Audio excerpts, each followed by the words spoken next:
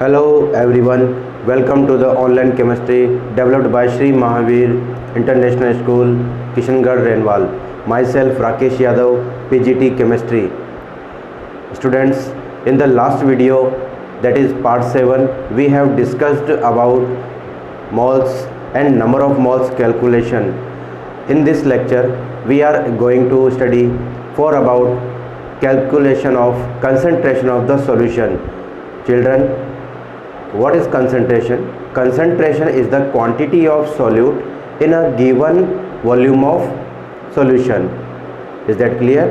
अगर हमें कंसंट्रेशन निकालने के लिए पूछा जाए तो हम ये कहेंगे कि आपको जो एक सॉल्यूशन दिया हुआ है उस सॉल्यूशन में कितनी क्वांटिटी में सोल्यूट प्रेजेंट है, वही उस सॉल्यूशन का क्या होता है, कंसंट्रेशन होता है. हमें ये चीज़ ध्यान रखनी है. और कंसंट्रेशन निकालने का एक सिंपल फॉर्मूला होता है बच्चों, we represent concentration to C and concentration is calculated by number of moles divided by volume given of that solution.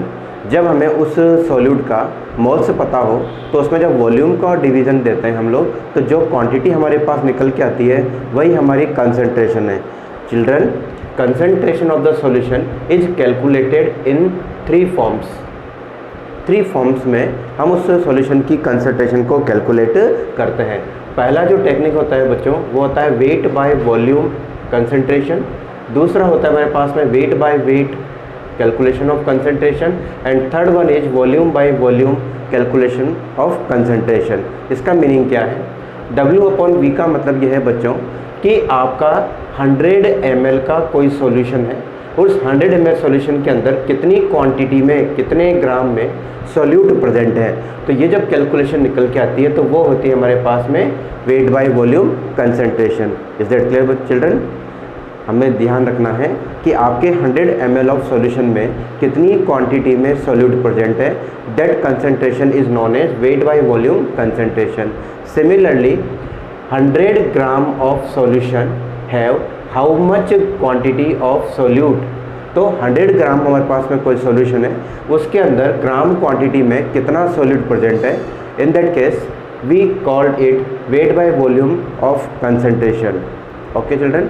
In the third form when 100 ml of solution is given in which 1 ml of solute is given, then the calculation is known as volume by volume concentration.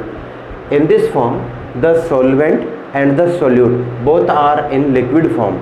ठीक है ना बच्चों? हम ध्यान रखेंगे कि जो solute है जिसे मिलाया जा रहा है और जो सॉल्वेंट है जिसमें सब्सटेंस को मिलाया जा रहे हैं हम लोग, तो वो दोनों ही किस फॉर्म में हो? वॉल्यूम फॉर्म में हो. ठीक है, दोनों ही लिक्विड हो, तब हम इस कैलकुलेशन को यूज में लेते हैं. ठीक है, इसी प्रकार से जो सॉल्यूट मिलाया गया है वो ग्राम में हो और जो सॉल्वेंट आपने लिया है उसकी क्वांटिटी भी आपको ग्राम में दी हुई हो, तब हम इस वेट बाय वेट को लेते हैं. और जब आपके पास वेट जो है सॉल्यूट का वो ग्राम में हो और जो सॉल्यूशन बन के आ रहा है वो ml में हो या लीटर में हो, तब हम उसको वेट बाय वॉल्यूम कंसंट्रेशन कहते हैं. अब चिल्ड्रन, हम इस चीज़ के अंदर जो W/V कंसंट्रेशन है, हम इसके अंदर 3 चीज़ों को कैलकुलेट करते हैं. पहला होता है हमारे पास में molarity, second one is normality and third one is formality. ये 3 कैलकुलेशन हमें याद होनी चाहिए. जो सेकंड वाला है वेट बाय वेट, इसके अंदर भी हम लोग 3 तरह के कैलकुलेशन को काम में लेते हैं. एक होता है हमारे पास में मास परसेंट. मास परसेंट बच्चों 2 तरीके से निकाला जाता है. एक होता है ppm में और एक होता है ppb में. पार्ट पर मिलियन, 10 लाखवें हिस्से में कितना सॉल्यूट मिलाया गया है और 1 अरबवें हिस्से में कितना सब्सटेंस मिलाया गया है, वो है ppb. ओके बच्चों. उसके बाद में जो सेकंड होता है वो हमारा है मोल फ्रैक्शन. ठीक है, इसको हम XA या हम इसको XB से इंडिकेट करेंगे. ठीक है ना. और थर्ड वन जो है इसी का वो है हमारे पास में मोललिटी. ठीक है, molality is represented by small m. Now we start the calculation of the concentration. How can the concentration of the solution be calculated? Now start. सबसे पहले हम बात करते हैं वेट बाय वॉल्यूम की. उसमें सबसे पहले हमारे पास आता है मोलरिटी. बच्चों हम ध्यान रखेंगे, पहला जो टॉपिक है हमारे पास में वो है मोलरिटी. मोलरिटी को हम कैपिटल M से रिप्रेजेंट करते हैं और मोलरिटी की जो डेफिनेशन होती है बच्चों वो ये होता है, इन अ गिवन सॉल्यूशन जिस सॉल्यूशन किस में होगा, वॉल्यूम फॉर्म में होगा, चाहे वो ml हो चाहे वो लीटर हो, उसमें कितने number of moles of solute present हैं। तो हम ये कहेंगे, हम कह सकते हैं for a given volume of solution, given volume of solution, number of moles, number of moles of solute. तो इसको जब निकाला जाएगा तो उसको कहा जाता है मोलरिटी। अब इसका एक फॉर्मूला होता है, मोलरिटी को हम m से रिप्रेजेंट कर रहे हैं, तो मोलरिटी का फॉर्मूला क्या हो जाएगा, number of moles divided by volume of solution. Okay बच्चों, नंबर ऑफ मोल्स को हम n से रिप्रेजेंट कर रहे हैं और वॉल्यूम को हम लोग जो है सिंपली यहाँ पर लीटर से रिप्रेजेंट कर रहे हैं अभी, ठीक है। अब मोल्स हम कैसे निकाल सकते हैं, since number of moles be calculated by the wait of the solute divided by the molar mass of the solute, ठीक है बच्चों। इससे हम, तो ये दोनों m लग रहे हैं तो हम इसको इस प्रकार से लिख लेते हैं ताकि हमें याद रह जाए, ठीक है। तो इस प्रकार से इसको रख लिया जाएगा। तो मोलरिटी कैसे निकलेगी, n अपॉन, ठीक है, n अपॉन l था, तो हमने इसको कैसे लिख लिया, W upon m into volume का में है हमारे पास में लीटर में। लेकिन बच्चों मोस्ट ऑफ द क्वेश्चन के अंदर जो हमें वॉल्यूम गिवन होता है सॉल्यूशन का वो ml में दिया होता है, और हम ये जानते हैं कि 1 litre of the solution have 1000 ml, ठीक है। तो हम इसको चेंज कर लेंगे काय में, ml के अंदर। तो मोलरिटी का फॉर्मूला क्या आ गया, मोलरिटी इक्वल्स टू W, अब ये 1000 से इसका डिवाइड होगा तो 1000 कहाँ चला जाएगा, ऊपर चला जाएगा, तो wait of the solute into 1000 divided by molar mass of the solute into volume in ml। तो इस फॉर्मूला को यूज करके हम लोग बच्चों उस सॉल्यूशन की क्या कैलकुलेट कर लेंगे, मोलरिटी कैलकुलेट कर लेंगे। Is that clear. तो ये हमारे पास फॉर्मूला है। एक क्वेश्चन को हम लोग यहाँ पर सॉल्व कर लेते हैं। हम एक क्वेश्चन गिवन है कि हमें 120 gram of acetic acid, 120 gram of acetic acid is dissolved in water to form 250 ml of solution. Calculate molarity। ठीक है बच्चों, ये हमारे पास क्वेश्चन बन चुका है कि हमारे पास में एसिटिक एसिड है और उसकी 120 ग्राम क्वांटिटी को हमने ऐड किया है वाटर के अंदर और एक सॉल्यूशन बन गया कितने ml का, 250 ml का। तो ये ग्राम में हमको क्वांटिटी गिवन है सॉल्यूट की और volume of the solution is given in 250 ml।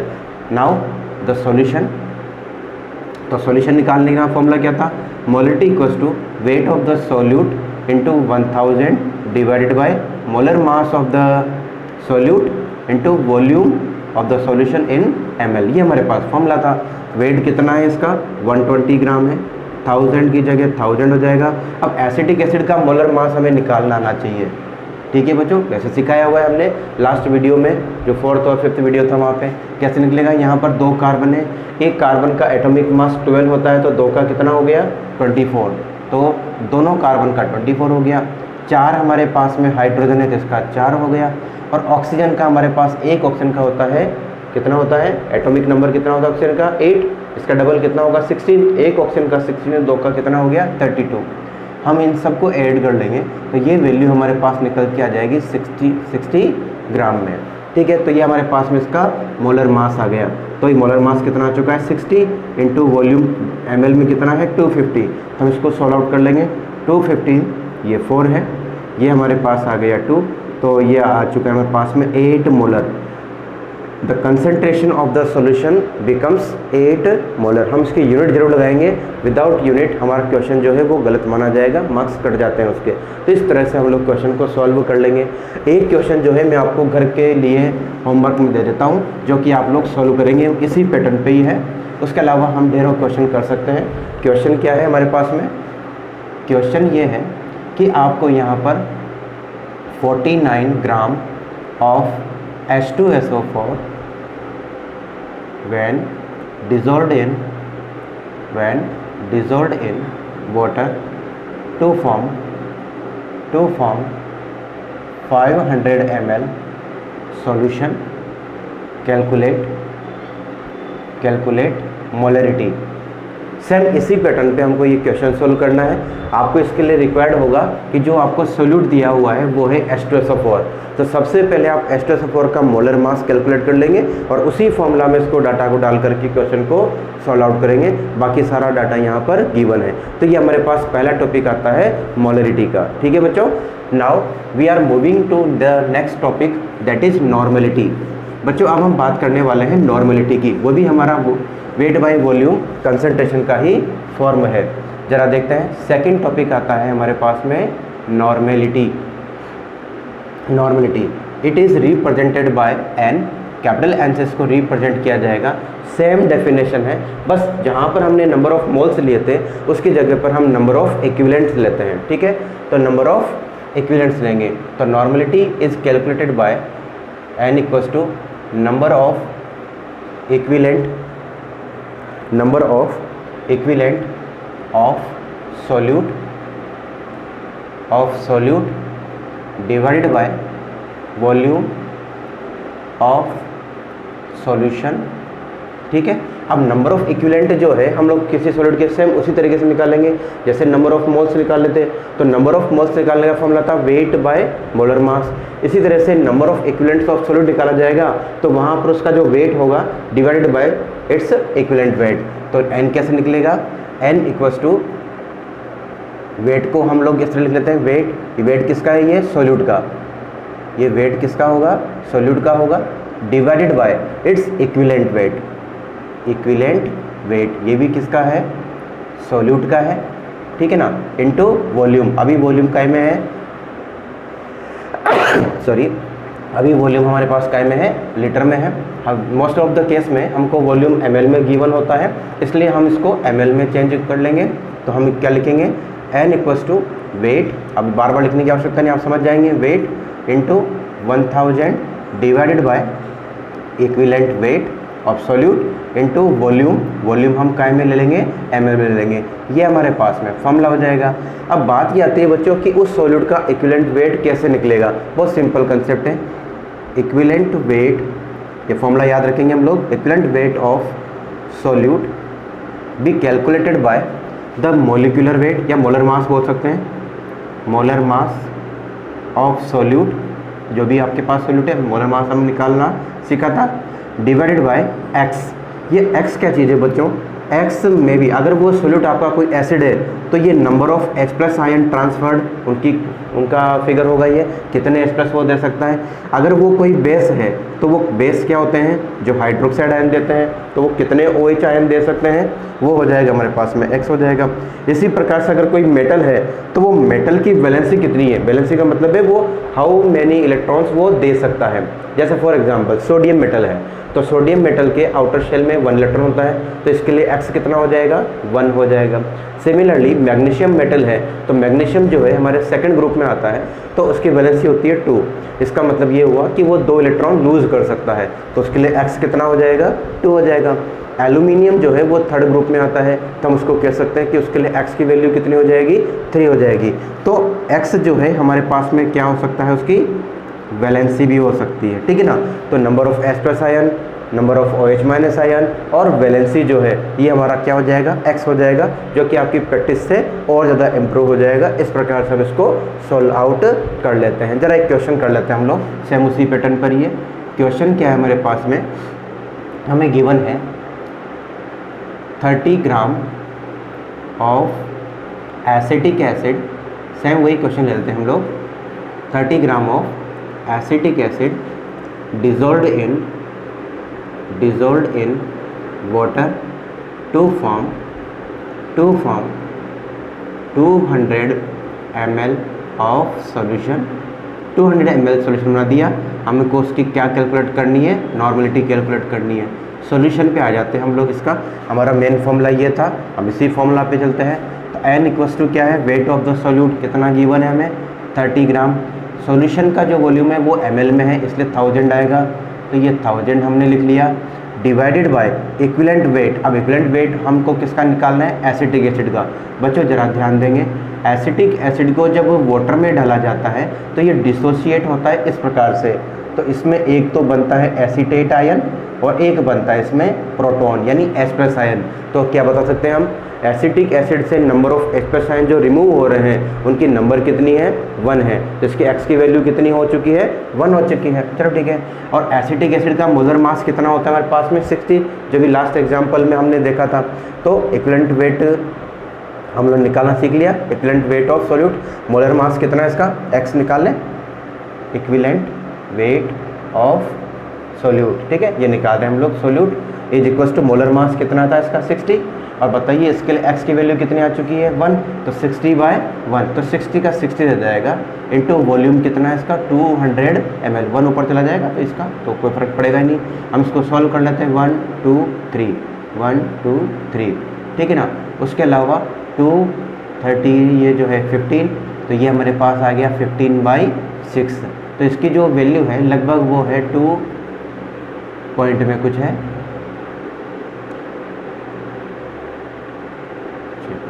2.5 something, ठीक है। तो इसके पीछे हम लोग क्या लगा लेंगे, n लगा लेंगे।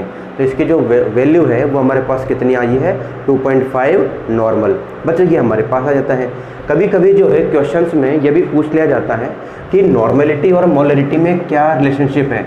जो क्वेश्चन मैंने आपको उसमें दिया था अभी थोड़ी देर पहले मोलरिटी में, उसी सेकंड क्वेश्चन को आप लोग होमवर्क में नॉर्मेलिटी के लिए भी सॉल्व आउट कर सकते हैं। जरा आप करके देखना, अगर कोई दिक्कत आती है तो यू कैन आस्क मी, ठीक है। अब एक चीज़ आपको ध्यान रखनी है, नॉर्मेलिटी या हम कह सकते हैं relationship, relation between normality and molarity. अब इन दोनों में क्या रिलेशनशिप है बच्चों, normality equals to molarity into X, ये हमें ध्यान रखना है। एक्स यही है, जो भी आपको एसिड या बेस या मेटल दिया जाएगा उसके लिए एक्स हमें पता होना चाहिए और उसकी हम रिलेशनशिप निकाल सकते हैं, ठीक है बच्चों। एक एग्जांपल हम लोग यहाँ करके देख लेते हैं। सपोज हमारे पास में क्वेश्चन जो है वो इस प्रकार से है, सपोज H2SO4 है और इस H2SO4 के लिए जो मोलरिटी गिवन है बच्चों वो गिवन है 2 मोलरिटी, ठीक है। हमको उसकी क्या निकालनी है, नॉर्मेलिटी निकालनी है, ठीक है बच्चों। तो फॉर्मूला क्या था हमारे पास में, लिखा हुआ है आपके पास में, normality equals to molarity into X, N निकालना है हमको इसका। तो एन इक्वल्स टू मोलरिटी कितनी गिवन है इसकी, 2m लिखी हुई है, और x बताइए सल्फ्यूरिक एसिड के लिए x कितना होगा, 2 दिख रहा है। सल्फ्यूरिक एसिड में 2 H हैं इसमें, यानी 2 हाइड्रोजन को ये H+ की फॉर्म में रिमूव कर सकता है। तो इसकी x की वैल्यू हो गई 2, तो ये x कितना लिख लिया, 2 देखा जाएगा। n की वैल्यू कितनी आ चुकी है, 4n, n की वैल्यू कितनी आ चुकी है बच्चों, 4n आ चुकी है। चलो इसी क्वेश्चन को हम रिवर्स में करके देख लेते हैं कि अगर हमारे पास में H2SO4 के लिए नॉर्मेलिटी 4n है तो मोलरिटी कितनी होगी। जरा इस क्वेश्चन को रिवर्स में करके देखते हैं हम लोग। क्वेश्चन क्या लिखा इसने, क्वेश्चन लिखा कि नॉर्मेलिटी जो है वो हमारे पास 4n है, किसके लिए है, H2SO4 के लिए है, और हमको इसका m कैलकुलेट करना है। फॉर्मूला वही था, n equals to m into X है, ठीक है। हमको m निकालना है, m equals to n upon x।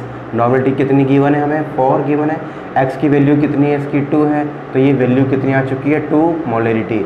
बताइए क्या यही डाटा हमारे पास आया हुआ है क्या, ठीक है। तो इस प्रकार से हम लोग नॉर्मेलिटी और मोलरिटी को कैलकुलेट कर सकते हैं। तो ये हमारे पास 2 फॉर्मूला यहाँ पर आते हैं, और फॉर्मेलिटी भी जो है वो भी सेम इसी फॉर्मूला पे है, कोई अंतर नहीं है उसके अंदर। जहाँ पर मोलरिटी के अंदर हमने मोलिकुलर मास लिखा था उसकी जगह पर हम लिख लेंगे फॉर्मूला मास। फॉर्मूला मास भी मोलर मास ही होता है, ठीक है ना। तो उसको लिख लिया जाएगा और जब उसको सोल्व किया जाएगा तो उसकी फॉर्मेलिटी कैलकुलेट की जा सकती है। तो ये हमारे पास में आज के 2 वीडियो हैं, जो कि 2 टॉपिक हैं हमारे पास में, जो मोलरिटी और नॉर्मेलिटी को डिफाइन कर रहे हैं और उनमें क्या रिलेशनशिप है ये भी हम लोग ध्यान रख लेंगे, ठीक है बच्चों। तो ये हमारे पास हो गया। अब हम चलते हैं इसके नेक्स्ट टॉपिक के तरफ, जो कि हमारे पास में इसका वेट बाय वेट कैलकुलेशन या कंसंट्रेशन। बच्चों वेट बाय वेट कंसंट्रेशन के अंदर जो हमारे पास में जो 3rd टॉपिक आता है वो है हमारे पास में मोलरिटी, ठीक है बच्चों। Molarity it is represented by the small m। Same formula हमको इसके लिए भी होगा। हमें सॉल्यूशन के लिए क्या निकालना है, मोलरिटी निकालनी है। तो यहाँ पर फॉर्मूला क्या हो जाएगा, number of moles of solute divided by, बस वहाँ पर क्या था, वॉल्यूम ऑफ द सॉल्यूशन, जबकि यहाँ पर क्या आ जाएगा, मास ऑफ सॉल्वेंट, बस इतना सा आएगा, मास ऑफ सॉल्वेंट आ जाएगा। मोलरिटी को कैलकुलेट करेंगे, मोल्स कैसे निकलते हैं, moles equals to gram of the solute divided by the molar mass. तो ग्राम के लिए हम लोग यहाँ W लिख लेते हैं और उसका मोलर मास जो हमने ऐसे लिखा था, और ये मास ऑफ द सॉल्वेंट इसको हम लिख लेते हैं M। और बच्चों हम एक चीज़ ध्यान रख लेंगे, A जो है हम लोग सोल्यूट के लिए मान लेते हैं और B जो इंडिकेशन है वो हम सॉल्वेंट के लिए मान लेते हैं। ठीक है बच्चों, तो हम इसको क्या लिख लेंगे MB। तो ऐसा कर लेते हैं, इसको हम MA लिख लेते हैं। ठीक है, ये WA, तो आप समझ जाएंगे इजीली। ठीक है, तो ये जो MB है ये हमारे पास काय में है, किलोग्राम में है। ठीक है, हम ध्यान रखेंगे। तो ये काय में 1 किलोग्राम सॉल्वेंट में मिले हुए जो नंबर ऑफ मोल्स हैं सोल्यूट के, वही हमारी होती है मोलिलिटी। ठीक है ना, ये ध्यान रखेंगे। अब किलोग्राम की जगह पर हमको क्वेश्चन में क्या गिवन होता है, ग्राम में दिया होता है। तो ग्राम को किलोग्राम में बदलने के लिए हम उसमें 1000 को डिवाइड करेंगे, इसलिए वो 1000 कहाँ चला जाएगा, ऊपर चला जाएगा। तो यही फॉर्मूला हमारा बन जाएगा M = WA × 1000 divided bye MA × MB, और MB हमको कहीं में गिवन है, ग्राम में गिवन है। तो ये फॉर्मूला हमारा किसका बन चुका है, मोलिलिटी का बन चुका है। बच्चों ये फॉर्मूला बहुत इंपॉर्टेंट है और आपके 12th क्लास में ये आपके बोर्ड एग्जाम में आएगा। ठीक है, तो एक टॉपिक में हम लोग इसको दोबारा फिर पढ़ेंगे, तो आप इसको लर्न करके रखेंगे। तो molality of the solution can be calculated by weight of the solute in gram into 1000 divided by the molar mass of the solute into molar mass of the solvent in gram. If weight of the solvent is given in kilogram, then there is no requirement to add 1000 at the upper case. ठीक है बच्चों, तो ये हमारे पास important formula हो चुका है molality का। एक क्वेश्चन मैं आपको दे देता हूँ जो कि आप इसको घर पे सॉल्व कर लेंगे। क्वेश्चन सेम उसी तरीका है। हमको यहाँ पर दिया हुआ है 16 ग्राम ऑफ